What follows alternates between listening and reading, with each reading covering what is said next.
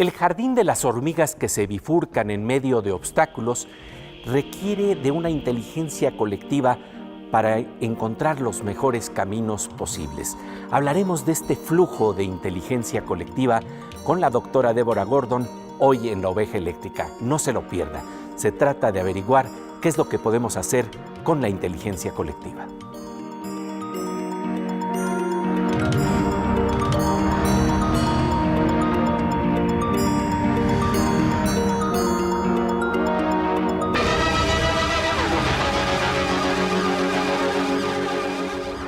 Bienvenidos a la noche cósmica de la Oveja Eléctrica, en donde hoy hablaremos de la inteligencia colectiva y el jardín de las hormigas que se bifurcan con gran eficiencia.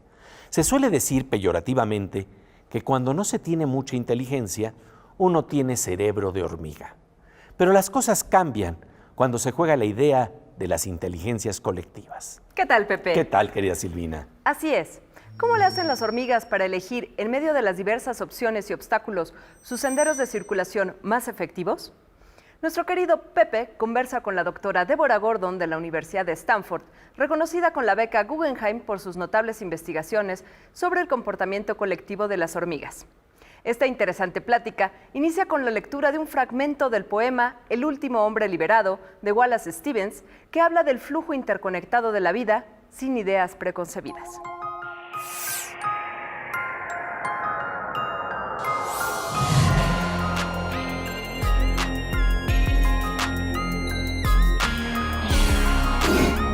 Tired of the old descriptions of the world, the latest freed man rose at 6 and sat on the edge of his bed.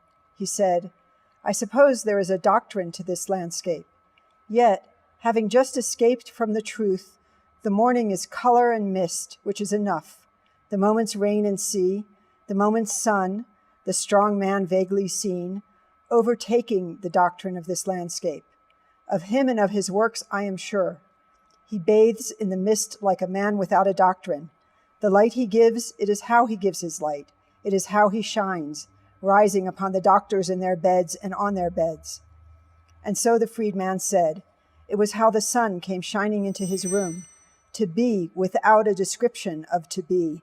For a moment, on rising at the edge of the bed, to be, to have the ant of the self changed to an ox with its organic boomings, to be changed from a doctor into an ox before standing up, to know that the change and that the ox-like struggle come from the strength that is the strength of the sun, whether it comes directly or from the sun.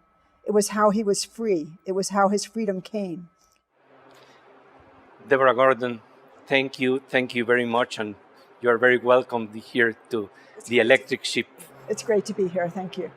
The poem you read has to do with ants, with sun, but also with being without prejudices. This is something very important in science. Yes, it's about looking without coming to what you see with a prior description of what is there, but just looking at what is. And also to see the flow of life. At times when in science we have the problem of reductionism. How did you meet this conflict of meeting people that don't like the view of complexity sciences? Well, ultimately, we can let the data speak for themselves. So reductionist explanations, where we try to understand what's happening in nature by looking at the parts independently of each other, just doesn't work. It can only go so far. So I think it's not so much a question of belief, but a question of arriving at real understanding of what's going on. And you began to do these studies with ants that make you see very intelligent patterns. Yes. Tell us about this collective intelligence, because if you see ant by ant, there is no such an intelligence in each of them. No ant understands what needs to be done. No ant can assess how much food there is out there or where the colony needs to go. And so each ant only responds to what happens right around it and its interactions with other ants and with the world around it. And that adds up to the behavior of the colony. You're having studies that are very interesting in Jalisco. Yes, I've had the great honor to be able to work at UNAM's station in Jalisco. And there I'm working on ants that live in the trees, and they forage and make trails connecting their many nests in the vegetation. They never come down to the ground. So every time an ant comes to a place where one branch crosses another or forks off, then the ant has to decide where to go. It's like the Garden of Forking Paths of Borges. That's right. It's exactly like that. So every ant puts down a chemical on the twig or branch where it's walking, and they do that as they go along. So when an ant comes to a junction, it tends to take the junction that has the most pheromone that's left by the other ants. So in that way, each ant only knows to follow the other ants, but the colony makes a circuit that connects all their nests, and it makes temporary trails to food. So we've learned that a colony makes a circuit, and it stays pretty much the same day after day, unless something happens, and things happen all the time. A lizard can run through and break it, a branch can rot and fall off, and so then they have to have a system for repairing it. And they also have to have a way to sometimes leave the trail and find food. So if they don't explore or make a mistake, which is the same thing, then they would never find anything. So we've been learning how they use a very simple algorithm that allows them to build their networks and maintain them and repair them using only very simple rules. La inteligencia colectiva es extraordinaria.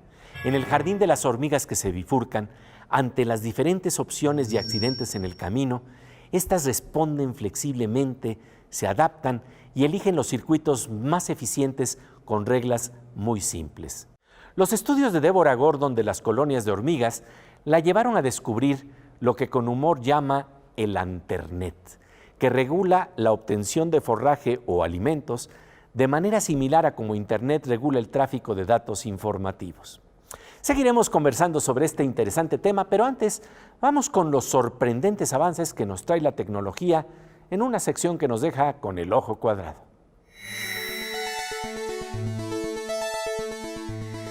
Pues querida Aura, como siempre un gusto encontrarnos aquí en La Oveja. Gracias, Pepe. Hoy hemos estado hablando del comportamiento colectivo de las hormigas. ¿Cómo podríamos estudiarla de otras formas? Pues mira, la Universidad de Maryland está justo desarrollando un microrobot para saber cómo funciona su movimiento al correr, por decir un ejemplo. ¿Por qué hablo de esto? Pues porque al final este microrobot mide 1 milímetro, esto es menos del tamaño de la cabeza de una hormiga, y en términos simples, para que ustedes se den una idea, ¿ves que luego nos salen manchitas en las uñas? Sí. Más o menos de ese tamaño mide un microrobot, que es muy pequeño. Algo interesante de este microrobot es que no funciona ni con electrónica, ni tampoco tiene sensores, porque es tan pequeño que la única forma en que pueden hacer que funcione es a través de campos electromagnéticos. Esto quiere decir que adentro, imagínate el mini interior, adentro tiene al lado de su cadera, porque es un robotcito con 4 patas, al lado de lo que sería su cadera tiene un lugar donde guardan imanes, y entonces van controlando justo el entorno para ver cómo funciona y cómo se van moviendo. Lo interesante de esto es que ellos están tratando de analizar cómo es el movimiento o cómo puede ser el movimiento en escalas tan pequeñas, y un ejemplo es justo cómo corren las hormigas. Entonces, justamente el tema que estamos tocando el día de hoy, cómo entender el comportamiento de las hormigas, en este caso con simulaciones con robots. Pues como siempre te agradecemos tu presencia aquí en Oveja Eléctrica, querida Aura. Gracias a ti, Pepe. Muchas gracias, querida Aura. Volvemos enseguida a la Oveja Eléctrica, en donde estamos hablando de inteligencia colectiva y el jardín de las hormigas que se bifurcan con una gran eficiencia en sus senderos.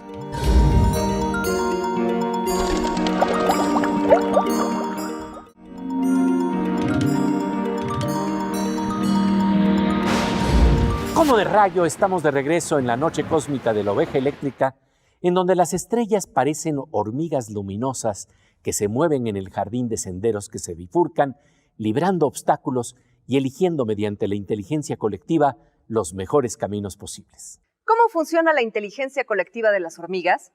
¿Cómo le hacen para encontrar el equilibrio entre búsquedas de nuevos caminos y evitar extravíos? Curiosamente, una pieza del artista plástico Jan Hendricks es ilustrativa de este fenómeno.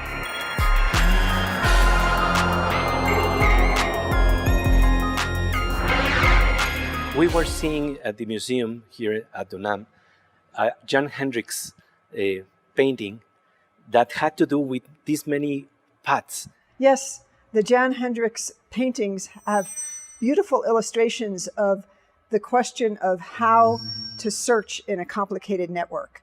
So one of the problems is that if you search around too much, you get lost. But if you don't search at all, you never find anything. And that's a problem for these ants. It's a problem in computer. For human beings also. Yes, it's a problem in any kind of learning, and it's a problem in search algorithms in computer networks. And in our relationships. Absolutely. If we don't search, we don't get new things. Yes. So for the ants, it's a beautiful example of how leaving the trail, taking the junction that is not the most reinforced, is a kind of a mistake. It's an error, but it's the only way to search.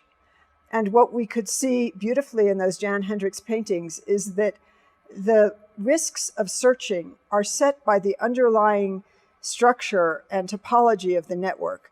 So if it's very connected so that every path you take leads soon to another path that takes you back to the main path, if it's easy to get back to the main path in a very connected network, then there isn't so much risk of making a mistake. Because if you wander off, you're likely to get back. But if you're in a very sparse network that's not very well connected, then if you wander off, you could just go on forever and you'd never get back. So the risks of searching depend on the connectedness of the network. Por otra parte, la doctora Deborah Gordon nos dice que el comportamiento colectivo de las hormigas también nos plantea una posible enseñanza para entender cómo las células cancerosas cambian su conducta. And in this way also you are exploring some analogies to understand, for example, the immune system. Tell us about it, please. Well, we've been thinking about how ants of one colony recognize ants of another colony, and that's work that I've done with my Mexican colleague, Fernando Esponda. What we've learned is that it's easier to understand the data if we let go of the notion that is what people have imagined, that every colony has an odor that's like its passport. So my colony smells like this, your colony smells like that. If I smell you and I think you don't smell the same, then I don't like you. But that isn't really consistent with what we see, because what we see when we do experiments, when we put ants of two different colonies together, is that sometimes they fight, sometimes they don't. So the way that Fernando Esponda and I have modeled this is as a distributed process, which is like the immune system. The idea is that each ant has a boundary and in the world of possible odors. And if it smells an ant on one side of the boundary, it feels like that ant is a nestmate and it doesn't react. And if it smells an ant on the other side, it responds to it as if it's a stranger and it might fight. And the default is just to accept. So when the ant is young and it stays inside the nest and works inside the nest, everybody it meets, it smells and it classifies as somebody it accepts.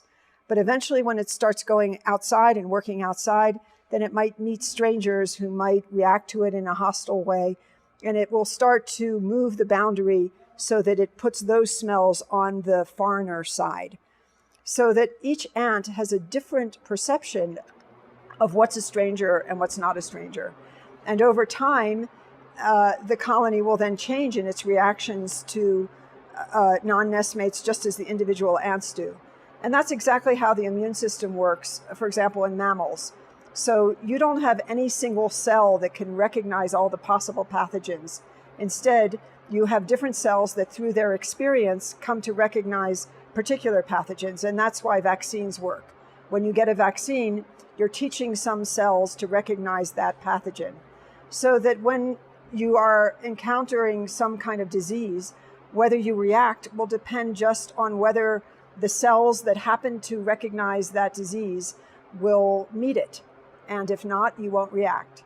And also in the immune system, the default is to not to attack. Otherwise, cells would always be attacking their own bodies.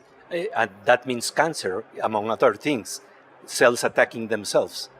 Well, cancer cells are healthy cells that have evolved to do something that isn't good for the body.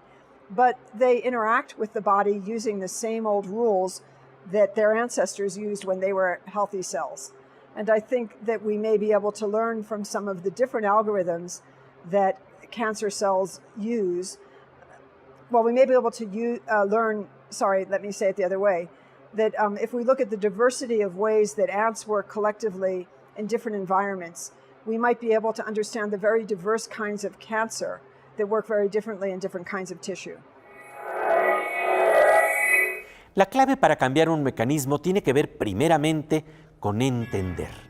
La doctora Deborah Gordon nos señala que la adaptabilidad de la inteligencia colectiva de las hormigas podría iluminar cómo funciona el mecanismo del cáncer en distintos tipos de tejidos. Después del corte seguiremos conversando sobre comportamientos colectivos y el flujo del cambio retratado tanto por la ciencia como por la poesía. Mientras tanto, vamos a la sección Aguas con el hacker con el doctor Morsa, nuestro querido físico Manuel López Michelone. Pues querido Morsa, un gusto encontrarnos como siempre en este espacio. Gracias, Pepe. Y fíjate que hemos hablado de cómo el cerebro de una hormiga individualmente no puede hacer mucho. Sin embargo, cuando hablas de la inteligencia del hormiguero, estás hablando de la inteligencia colectiva. ¿Cómo se puede traducir esto en tu experiencia en términos del hormiguero humano? En una conferencia que fui hace un par de años a Buenos Aires, y después de las pláticas muy serias y muy formales y muy académicas, había una parte como para jugar. Y había una chica argentina que ponía juegos diferentes. Y uno de ellos era, había que mantener una pelota en el aire sin que cayera al piso. Si se caía al piso, perdía uno. Como una morsa. Como una morsa. Jugando con... Como una morsa jugando todo el tiempo. Y había ciertas reglas. No se podía pegar más de 2 veces a la pelota. No se le podía pasar la pelota a alguien que ya la había tenido en no sé qué turnos. En fin, no me acuerdo. Eran un montón de reglas que se habían impuesto. Pero de pronto está uno jugando y si uno lo ve desde fuera, o sea, como si fuese uno... pues alguien que está viendo el juego, no está jugando, y dice, qué chistoso, toda la inteligencia de todos esos personajes que están jugando el juego, solo lo están haciendo para mantener una pelota en el aire, ¿no? Y entonces toda la colectividad funciona para que haya un hecho que se tiene que dar, ¿no? Si esa pelota fuera nuestro planeta, estaríamos de maravilla. Exactamente. Salvándola. Que es la suma de muchas partes que finalmente son más que el todo, ¿no? Así es, que al final te dan una sensación diferente, una inteligencia colectiva que logra lo que no puede hacer nada más la inteligencia individual. Eso es, Pepe. Eso es. Y esa es una gran lección de hacia dónde debemos de discurrir en el siglo XXI. Otra de las grandes preguntas que se hace la morsa filósofa. Exacto, la morsa filósofa últimamente está en un plan. Como siempre, te agradecemos tu presencia aquí en la Oveja Eléctrica. Gracias, Pepe. Volvemos enseguida a la Oveja Eléctrica, en donde estamos conversando sobre la inteligencia colectiva y qué nos puede enseñar el jardín de las hormigas que se bifurcan en torno a la adaptabilidad ante los cambios.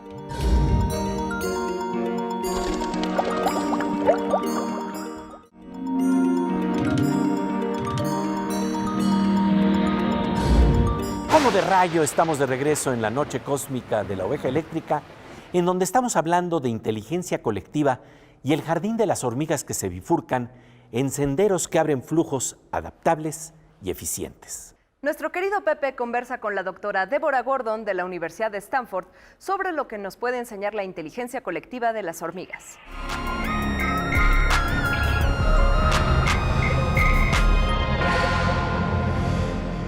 What can we do, for example, to utilize this information that we are having about collective behavior in ants to improve our collective consciousness, our collective intelligence? I think that, of course, the more we understand about nature, the better off we are. And especially what we can learn from ants is how a system based on very messy, random, noisy processes can come together to produce very predictable adaptive results. Intelligent mess. Intelligent mess. Yeah.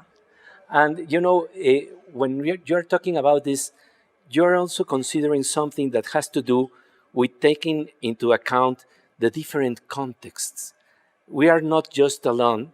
In the poem you read at the beginning of this beautiful chat by Wallace Stevens, there is something that has to do with the sun and the ants. And that means that there is some kind of ecology there that needs to put into context much larger frame than we have. That's right. We can't understand any natural system without looking at the world that it's in. So the idea of an individual as a separate, discrete thing working through what's inside it makes no sense, because you can't separate the inside from the outside in anything that's alive. In this sense, we can understand these words about sun and ants. Yes. Well, what Wallace Stevens, I think, is saying is that the ant turned into an ox gets its strength from the sun, that there is this relation between the self, the description of the world, and the external forces that are part of the ant of the self, and like this the sun. Get us to the concept of Heraclitus that Yes. has to do with flow. Yes, panta rei, everything flows. Everything flows. Yes, so I don't think we can understand any natural system without thinking about how it changes. That's how the ants change, how many ants are out foraging right now, how the turtle ants change the networks in the trees, or how cancer cells change their behavior in relation to healthy cells. It's always about change. Deborah Gordon, really, thank you very much for this interview. Todo cambia, todo fluye, decía Heráclito de Éfeso, quien planteaba que la verdadera sabiduría consiste en saber que todo está comunicado con todo. El poeta Wallace Stevens nos habla también de un flujo en donde el sol se transforma en una hormiga. Y en este entrelazamiento, el sol de Wallace Stevens se transforma en el sol del poeta Carlos Pellicer, que dice que en los senderos de la luz solar, las hormigas mueven prodigiosos miligramos. Estamos hablando del prodigio de la inteligencia colectiva, en donde con unas pequeñas reglas simples, el desorden se vuelve inteligente y se genera la belleza de una coreografía espontánea. Es el tiempo de las inteligencias colectivas. Pasamos ahora a una sección que también se mueve bajo el ritmo poético de la naturaleza con nuestra querida compañera Miriam Mosco.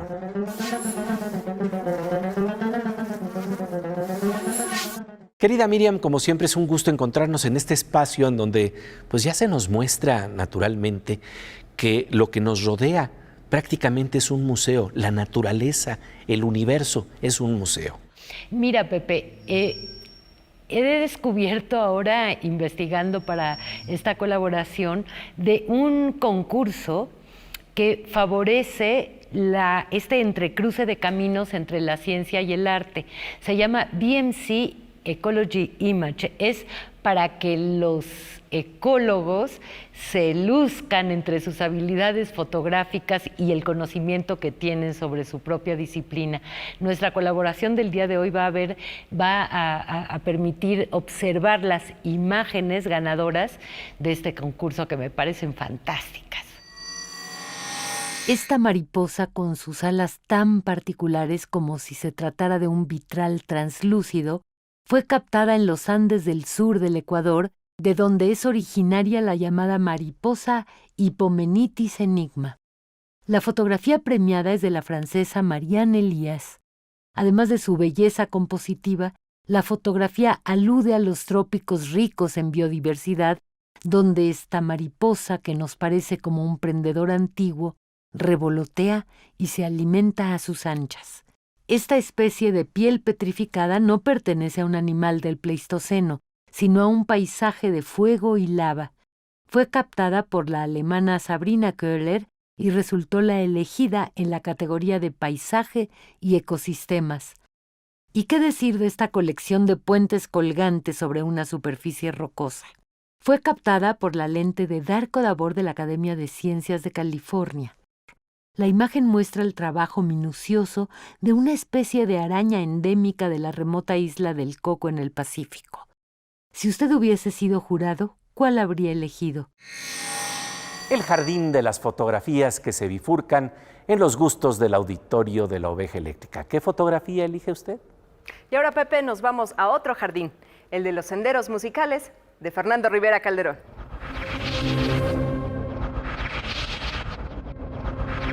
Pues querido Fernando Rivera Calderón, sin duda ha llegado el tiempo de las inteligencias colectivas en los seres humanos, pero también en los animales, en lo que nos rodea. Mira, ya es tiempo, Pepe. Llevamos siglos con la estupidez colectiva, ya hay que darle paso a la inteligencia colectiva. Vamos a hacer, por eso, esta canción. Échate, DJ Gordon. Gracias, DJ Ganso. Somos un hormiguero de ideas, un enjambre de deseos. Somos una parvada de sueños, un rebaño de trofeos. Somos recua, somos piara, la jauría y la manada. Un cardumen flotando en el aire, somos yunta y su majada. Somos un hormiguero de duda, una recua de indecisos. Somos una potrada de tontos listos para perder el piso. Somos recua y somos piara, la jauría y la manada. Un cardumen flotando en el aire, somos yunta y su majada.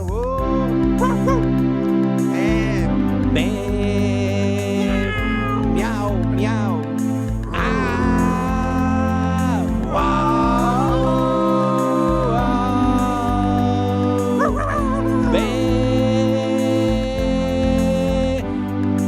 Ve la oveja eléctrica. Ve a la oveja eléctrica, ve